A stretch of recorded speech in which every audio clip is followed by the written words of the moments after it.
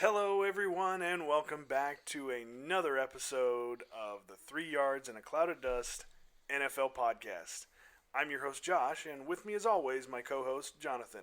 How you doing, guys? And, of course, our producer, Kyle. Hey guys, what's up?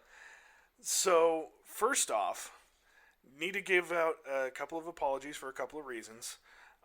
It's been 3 weeks since we last put out an episode. I know we're really sorry about that. A lot of things have gone in to just kind of conspire against us the last few weeks. Especially last week that the audio got corrupted. Yeah, we had actually recorded this episode a couple of weeks ago, but something happened with the audio file to where it got corrupted. I wasn't able to fix it, and I couldn't do anything to it, and so we just had to get rid of it. And unfortunately, it took us a little bit longer to get back together to re-record this. So that's why it's been such a big gap in between episodes. Also, too, I do want to apologize for our last episode that we did put out was the Saints quarterback issues that are going on right now. I mispronounced Jameis Winston's name on several occasions, so I do want to apologize for that. I did not mean any offense by it. It's just the way that I had been pronouncing it for a while. I had heard it pronounced that way several times before. Like I said, I didn't mean any offense by it. I am truly sorry, and going forward, I will do my best to make sure I pronounce his name properly. So with that, and please make sure you guys stay tuned to the end of the episode. We do have some more news that's going on, and my dog is, walking around in here, so you're probably hearing him right now. I'm not hearing him because I've got a little bit of an issue with my ears, so I don't have my headset on like I normally do. But with that, let's go ahead and move on into the news. As you can hear, my dog walking on the hardwood floor in the hallway. So, just for a little added effect, I guess.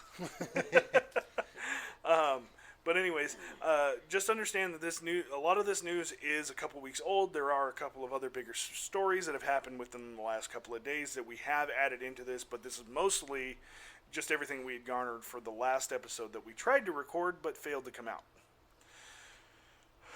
First off, a little bit of a sad note is that a couple weeks ago, former longtime NFL coach and New York Giants head coach Jim Fassel passed away at the age of 71.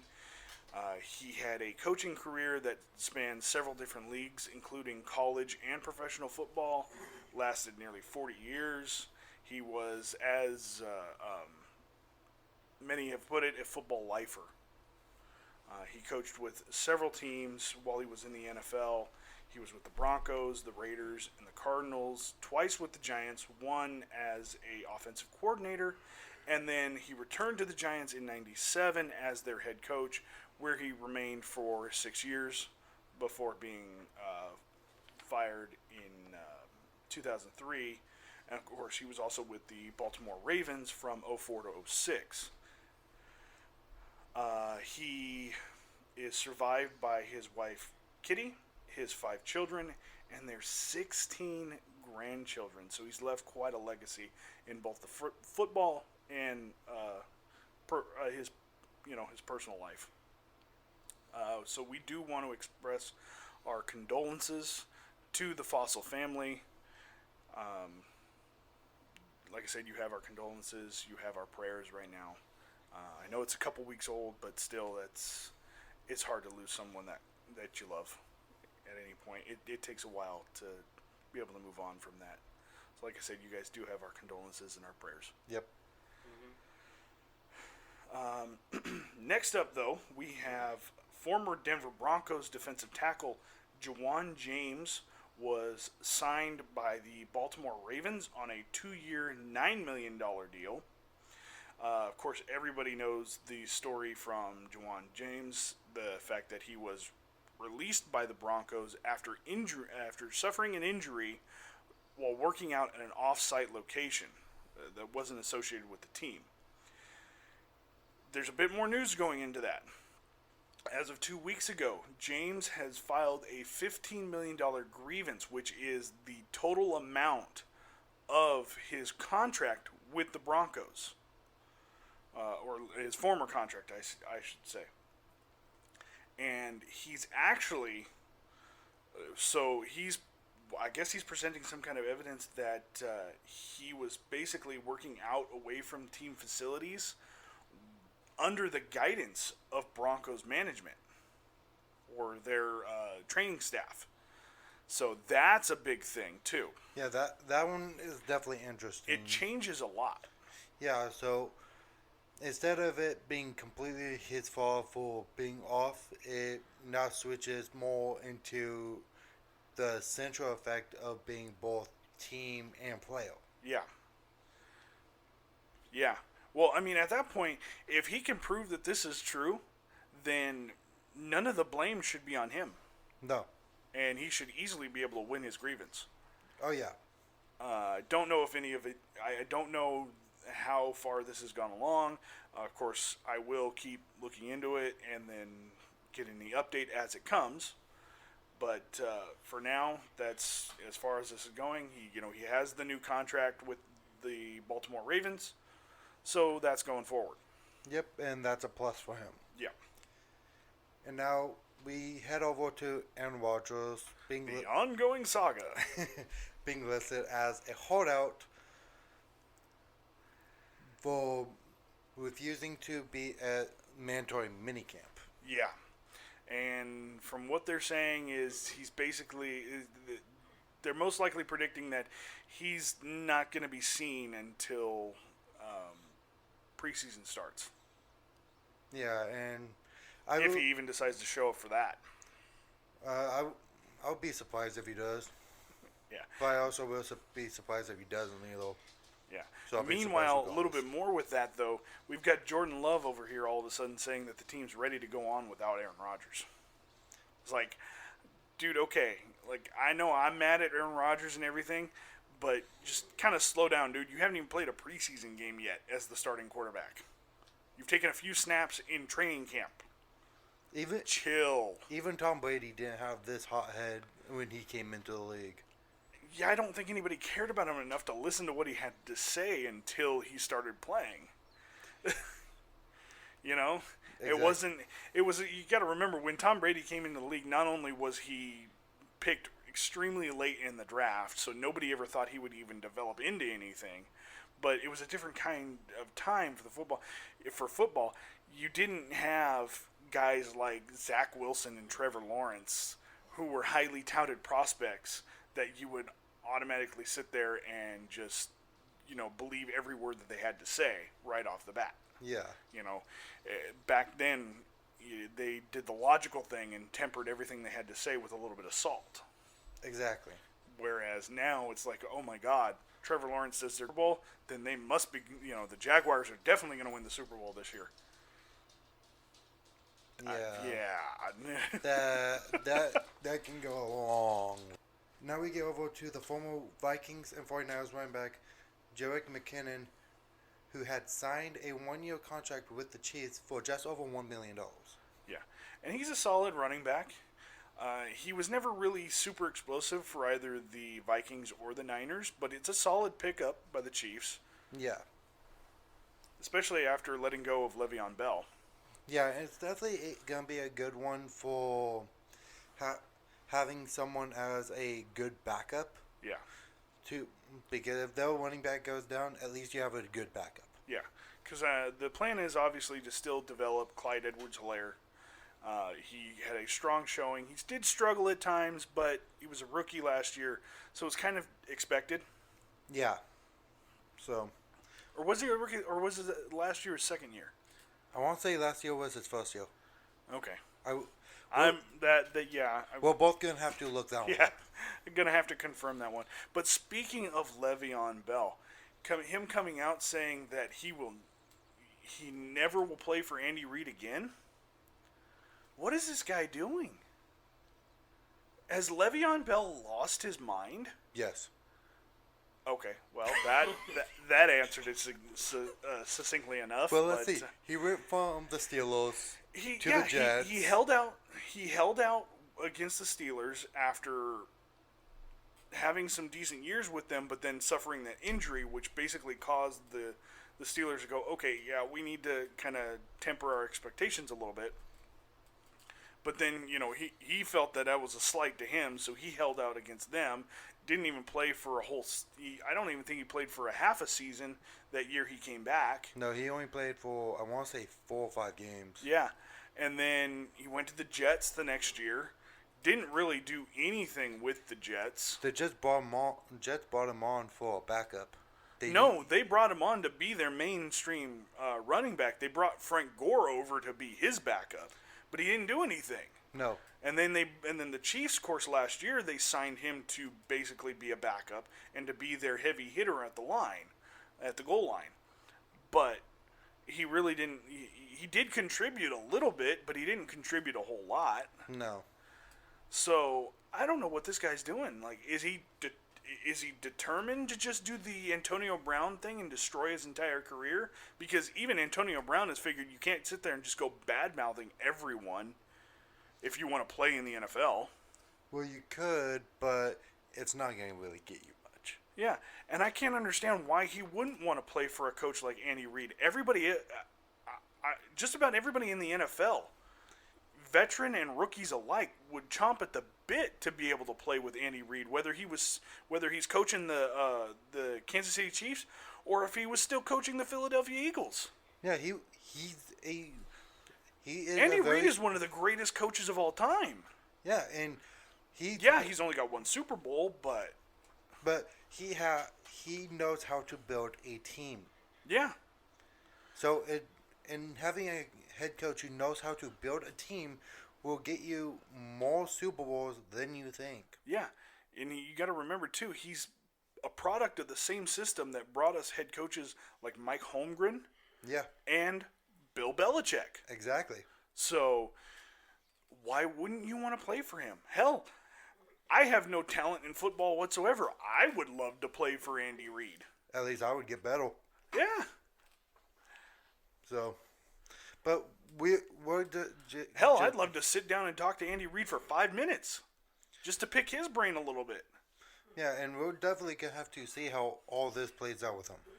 I mean, with his continuous devolving attitude, it's even worse than Antonio Brown's. I don't think he's going to end up playing for anyone. Probably not this year, and he would definitely. If he doesn't play this year, he won't play again in the NFL. I guarantee you that. Yeah, if he does try to come back for a team, he's definitely gonna have to try 3 times as hard than he ever has in his career. Yeah. Because you see what Tim Tebow did, he worked 3 times as hard to show, hey, I can play as a tight end, and Jags that's still remain to be seen. He hasn't even officially made the team yet. He's just on their preseason roster. That's it. He could end up still being cut before the season starts. Yeah, but so he made it at least onto the preseason. He's on the 90-man roster, but I think that's more due to the fact that he has a relationship with Urban Meyer than the fact that he's actually a good tight end. Well, we'll see. But we already know he's going to probably play a couple quarters in the preseason. Oh, yeah. No, of course. I'm sure he will, because they're gonna see if this experiment can actually work. Yeah, and if it actually does, and he actually does extremely well, there's a good chance he's going to stay on the team. Yeah, and there was a photo of him in his workout clothes with another tight end from the Jags. I forget who it was, but, he's got the build. Yeah. So he's definitely put on some to have the build. So that it's definitely going to be interesting to see, because usually player conversions like this just don't work out. I mean, hell, even if you haven't been out of the league for 5 years, most of the time when you're switching positions, it usually just doesn't work out. But at least he's been working out and actually been staying in shape. Right, that's very true. So we'll definitely have to see how this one plays out. Yeah. But moving right along, the 49ers tackle Justin Skull and safety Tavarius Moore are both out for the season. Skull has suffered a torn ACL, and Moore has torn his Achilles. And what's even worse was they both suffered their season-ending injuries during the same practice 3 weeks ago. Which is definitely upsetting, because those are 2 big players that they needed. Yeah. Well, I don't know if it's so much that they needed him. It's just But it would but those two guys are they, big def. from what I people. understand, they were at least integral parts of the team. So it's still devastating. Obviously, it's terrible to hear guys going down like that. It sucks to hear that kind of stuff. You never want to see anybody get injured, let alone have them tear ligaments and muscles, because those are so hard to come back with. Yep. And a lot of times, when those kind of tears happen, the guys never come back exactly just as good as they were before. Exactly. Because these are things that they're in their legs, they're in the foot. You're constantly having to use those things, so it's just the recovery time is. That's why the recovery time is so long as it is. So our Hopefully they come back the same type or a little bit better. That's all we can hope for. Let's hope they make a full recovery and they're able to play to their level again. Yeah, so that's all we can hope for at this point. Yeah. Next up, we have Chiefs defensive end Frank Clark has been arrested again For the same issue. for having being in possession of a illegal weapon. Apparently, he was pulled over a couple of days ago, and while he was in L.A., and police saw the gun sticking out of a bag in his car. So this is the second time in 3 months that he has been charged with illegal possession of a gun. And originally, was the traffic stop was originally for speeding, correct? It didn't say. It just said it was for a vehicle violation. Which I guarantee was speeding. It probably was speeding, or could have been a busted headlight or tail light or something. But it's going to be interesting to see not only what the Chiefs have to say about this, but whether or not the league hands down any kind of punishment in the form of a suspension. I know guys who have been suspended indefinitely for lesser infractions. Yeah. So, like I said, it's going to be a little bit of an interesting to see How all this plays out. Because if he does get suspended, that goes some of his pay too. If he basically get suspended from the league and permanently, that will basically cut his contract completely. Yeah. I don't know if they would permanently ban him from the league for this. Because he wasn't using it. He might have, yeah. They might come down with an indefinite suspension and to see what happens to him legally, and then they would go from there. After he serves whatever punishment comes down from the league. Boy, suspension until further notice. Pretty much, yeah. That is a possibility. It may not even come to that. He may just have to pay a fine, outside of the league, and then he might have to pay a fine with the league. So it's gonna be whole thing. So. Yeah. So, but we'll keep you apprised of what's going on there. There we go, Velasco. And then next up, we have Carl Nassib made some big waves in the social media and NFL world yesterday as he publicly took to social media to come out as gay. So, congratulations to Carl Nassib on being able to come out and do that and having the courage to do that. Yeah, and that's really hard to really do because a lot of the times when a player like that comes out like that, it not only his whole team's basically shuns him, basically the entire league and all his fans shun him. Yeah, and but it seems it's just very upsetting. But it sounds like this time around, it's completely different. Yeah, everyone's encouraging him. It sounds like his teammates are completely behind him, which I am, glad to hear. My team, the Raiders, that he plays for, I'm glad to hear they're all behind him on that. So, good job, Carl. I don't want to think. I really do want to have congratulate him for having the courage to be able to do that. Yeah, that's really hard. Because it's really hard, especially in a in a league that is full of toxic masculinity at times. Yeah, and it can be all bad at times. Yeah. But And I mean, I'm not against, guys acting manly. I am a guy, so it's like I understand the whole, trying to act masculine. But, I do understand that there is a little bit of toxic masculinity in American football. yeah, so There for years have been the air of intolerance in American football. We saw it just a few years ago with Michael Sam, who actually tried to enter the NFL as an openly gay man. yeah, So, and we saw that really never went anywhere. Now, I don't know if that's because of the fact that there was maybe some discrimination going on behind the scenes that we weren't really aware of, or if he just really wasn't that great of a player. He might have been a great college. He was touted as a great college player, but he never really got any playing time in the NFL. yeah. At So least not on a significant level. to really show what he could So. have done, but But once again, congrats. round of applause to Carl Nassib. Yeah, good on you, man. And last but certainly not least, Julio Jones has been traded to the Tennessee Titans. Yeah, we couldn't forget that one. Like, No, there's no way we could have re-recorded this and then left that out. No, it was something big that he wanted out of Atlanta. They worked out a deal with Atlanta. Well, I'm not sure it was so much that he absolutely wanted out of Atlanta, He- but it's like he saw the winds of change coming in Atlanta, and he was like, I just basically- won't fit in here anymore. Yeah, I'm it was not. pretty much. It was. I know I'm not gonna get the contract that I would really like from Atlanta, so yeah, go ahead and trade me. Yeah, and they talked about it. They walked out.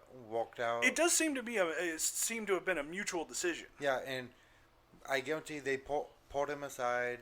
They chatted for a little bit and came to a mutual agreement of, okay, you want to be traded. We'll start working on a trade with you. Basically, what teams would you like to go to? Those teams were never really announced of what he wanted to go to, but it sounds like Tennessee was one of them. Yeah.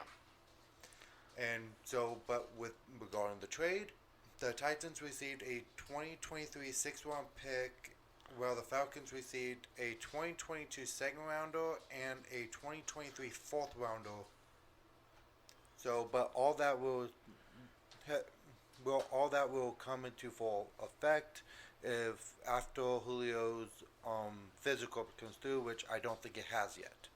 Yeah, I'm not sure about that one. That's one thing I didn't go in and look Because at. if but I'm correct, from everything that I've seen the last couple of weeks, he's already got a jersey with the Titans. He's wearing the number 2 with them. So it looks like everything's moving forwards. I don't know if the physical has happened yet, but if it has, then he passed. I think the physical stuff fully comes out. I want to say later this week, but I think he already Well, had here's the it. thing. I don't think he would have been allowed to participate in the training camp if he hadn't passed his physical. So I think it's safe to assume that if, in fact, he did have his physical with them, he passed. Yeah, but that just hasn't fully came out, which I think will come out later this week, more than likely. Yeah, and another apology though. I do apologize for not getting a little bit more of the research done. Like I said, there's been a ton of stuff conspiring against us just to be able to get together and record this. So, like I said, I do apologize for the lack of. We do both apologize, and Yeah. it's like we want to try to get some out every week, but we do have jobs, we do have actual lives that get in the way, Yep. and we're sorry, but we're still going to try to get something out. Yeah. But that's pretty much it for the news from the NFL. So, real quick, before we do sign off, though, I do want to let everybody know, as we were just talking about, we do have a lot of stuff going on outside of the podcast. We've got a lot more coming up, especially on my end. Just there's a lot of stuff coming down the pipe. We're going to be working on a lot of stuff. Even for this channel, we're going to be working on a lot of stuff. We've got our divisional breakdown that we've got coming up, Which I'm excited for. Yeah, I am too. And so with that, that being said, I just want to let everybody know, don't be surprised if we go, 1 to 2 weeks without an episode. Obviously, if anything big newsworthy hits, we'll try to get together. We will as get soon that as out there, yeah. and get that out. Even if it comes down to me just, by myself plopping down in the chair, recording it real quick, and then getting it out to you guys. Which if it needs to be gotten out, we will get it out to you guys. Yeah, regardless if Kyle and I are here or if it's just gonna be Josh. Because if it's just Josh, that's fine. It's like because if we still want to get stuff out, so if it's just him, don't worry, I'll be back. I'm not lost forever. Maybe. I'm not. You can't get with me that easily. Yeah, he's got GPS in his car. He'll figure it out someday. Hey, I can track you too. But, like I said, don't be surprised if we go a week or two without bringing you an episode. Like I said, basically from this point on, we've got some other things in the work that we'll be releasing later on once it's a little more definitive on what exactly is going to be going on. But know this too, I'm also going to be throwing myself big into getting all the research and the information done and ready to go for our divisional breakdowns that are coming up here within the next 2 weeks, I believe. 2-3 weeks, yeah. I mean, we're going to be recording here within the next couple of weeks. Probably won't hear the first of it. You guys probably won't get it for probably until closer to the end of July. Yeah, but you guys will be happy once it does because it's definitely going to be a good one. Yes. Yeah. Like I said, we're both really excited for this. Plus, the other things we have in the works that are going to be coming up pretty soon. And we highly encourage once we start putting those out, it will be a team a day. Correct? Yes, pretty much. And we highly encourage if you see your team pop up, please watch it. Please say. I hope you'll watch all of them. Yeah, we want you to watch all of them, but especially if your team pops up, we really want you guys to really watch. If you think something else should have been said, please comment and let us know if you agree or disagree with our assessment of your team. Yeah, that's what we really want to hear. We want to know, whether you like what we had to say or whether you think we're full of shit. Yeah, so please trust me, other people have said it, so you wouldn't be the first. So please, we encourage you to at least watch your team to help us out, and I think you'll enjoy what research we find. Yeah. And also, for those of you listening, we thank you for your support. We thank you that you've come with us, that you've joined hearing, or it's your 10th episode, or what were we up to, 16 episodes, something like that? Something like that. Yeah. But if you've been with us from the beginning, we appreciate you for that. If you're just joining us, hey, leave us, if you haven't already, subscribe, please. Leave us a like, leave us a comment. Let us know what you think. Go back and watch our older episodes. Call us dumb or something. I don't care. A view is a view to us, really, to be honest. But, like I said, we appreciate your support. We hope you'll continue to go with us from this point on. And until the next one, we'll see you later. Bye. See ya.